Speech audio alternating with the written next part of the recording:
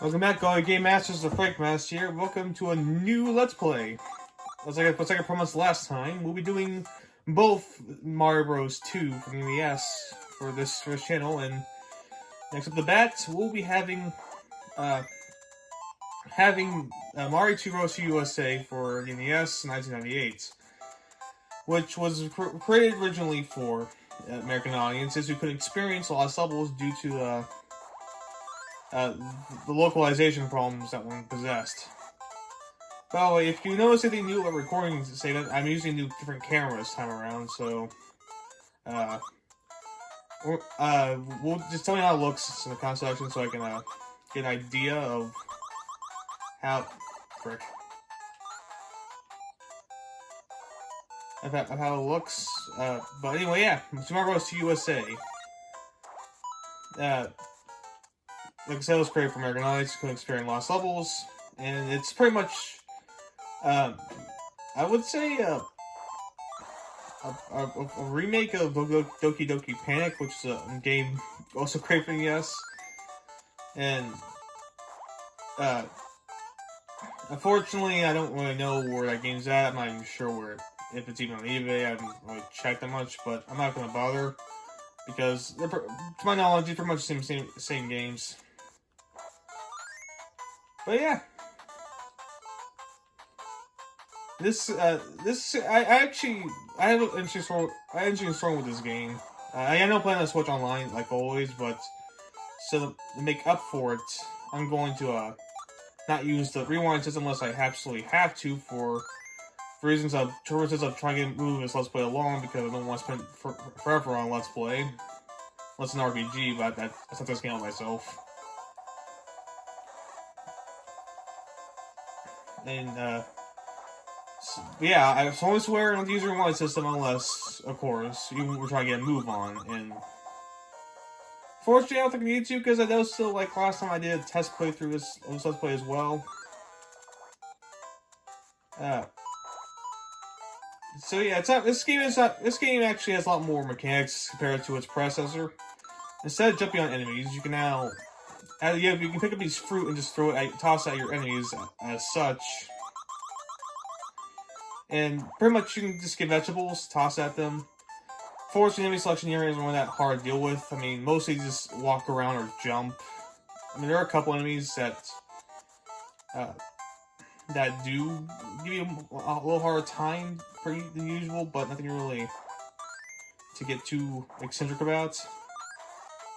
Sorry. Nothing you want to get too pissy about, except for later on where there are a couple enemies. But outside of that, besides the vegetable tossing enemies, nothing really new here in terms of how a character controls is per. What instead we have now, since there's 4 characters to play as, they all have their own different attributes. I'll show off the other R3 in our worlds, because I'm gonna rotate, because World 1 we do Mario, World 2 Luigi, World 3 Peach, World 4 Toad, and just alternate then. Also new is that instead of the level 7 gold post, it's now Birdo, this weird I'm gonna say transgender dinosaur. I want to say that's what it feels like, and I know it's kind of profiling there, which I apologize. That's what it felt like. But yeah, this is I got 2 ups. Nice. But yeah, in terms of experience with this game, I surprisingly don't have that much experience with it, to be honest with you. I don't know, because growing up, my dad always try to get me to more of the retro style games. Let me get up here. I need you. It's more retro style games, and he of course showed me Mario Bros. 1 and 3, and also World, but not 2 for some unexplained reason that I have yet to figure out. He hasn't really told me himself. I'm just gonna assume because, I mean, he mentions how this game has a terrible plot about how is all a dream, which, to be fair, he is writing that statement. It is all a dream. Might as well go ahead and spoil that for you. At the same time, however, I don't care. I don't play Mario. I don't play Mario for the plot. And this is pretty much on the Switch Online is how I first experienced Mario Bros. Mario Bros. 2 USA, and lost levels in the process. And it's not the most graceful of pickups, but it is actually low-key became one of my favorite NES games on the system. Whoops. Like I said, we're going to do that with the game Move On.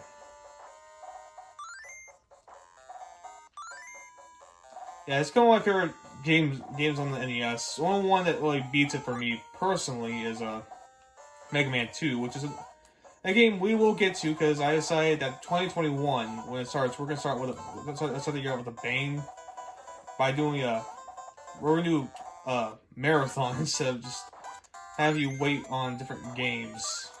This one? No, this one? No, it was this one, right? No. Which one is it? I think I messed up. Yes, I did. Right, hold on.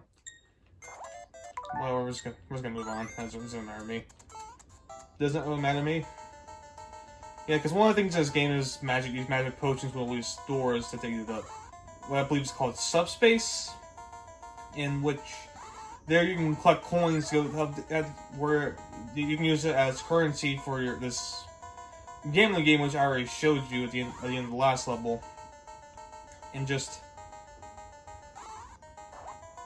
get more extra lives in the process, or it can lead to a mushroom where it can extend your health for the rest of the level. It's only temporary though; it doesn't translate over to other levels. But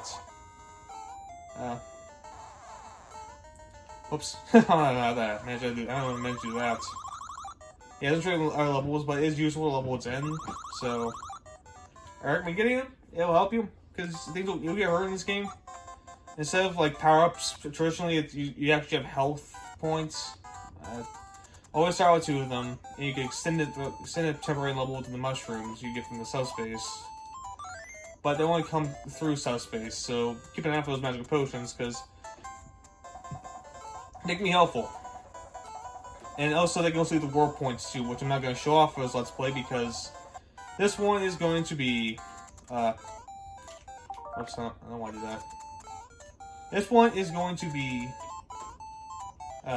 all levels run. So, if you're starting showing war points like I did the last time, don't expect that, because I want to show off all the levels. And it's kind of compromise too, like, it really doesn't add 100%.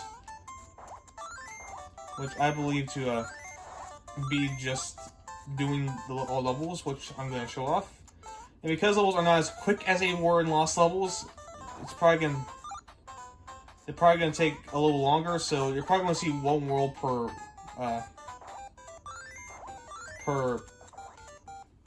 yeah, you're going to see one world per video, which because the levels are longer, which to me actually is is a good thing. Actually, I need to go down here first.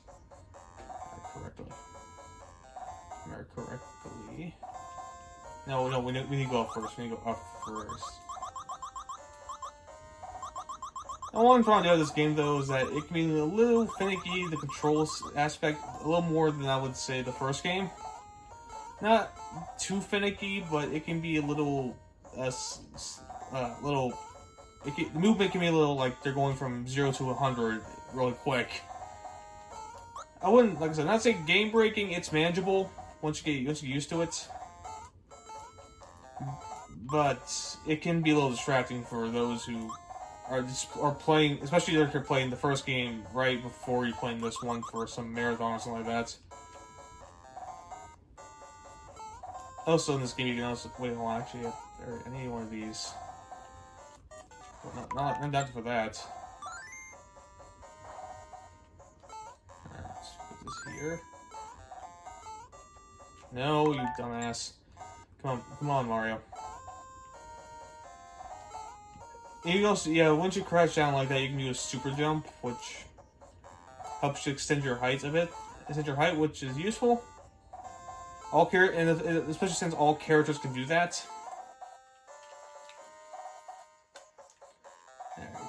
Also, one of the enemies that really can be a bit of pain to you is Phantom. This masked thing which chases after you once you grab its key. But the thing is, with Phantom, if you once you drop the key like that, it'll stop chasing you. So I recommend using it wisely. Like just like in this corridor, just toss it right in front of you. He will not chase you down. Of course, like me, like you play the risk game. And we're almost close to our first boss at the end of the world. And this, unfortunately, is going to translate to next week as well, which is unfortunate, and that's going to push in our Let's Play back. But at the same time, for that one, I think we're going to need I think I might need a little time to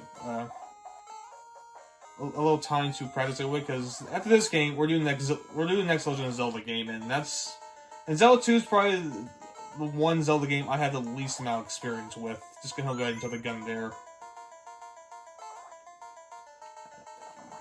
Yeah, because I really played Zelda 2, even though it's a self-proclaimed Zelda fan as I call myself. But anyway, now we're here for one of our first boss fights, Mouser.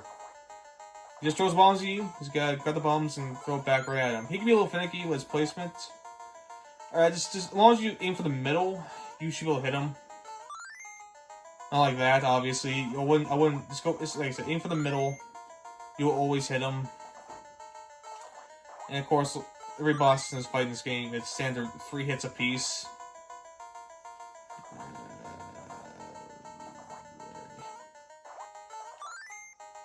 There we go. Victory is to me. That being said, that'll be the end for the first part, so thank you all for watching. Be your master, the Frank Master. And we'll continue master this game out on the next video, so I'll see you guys then.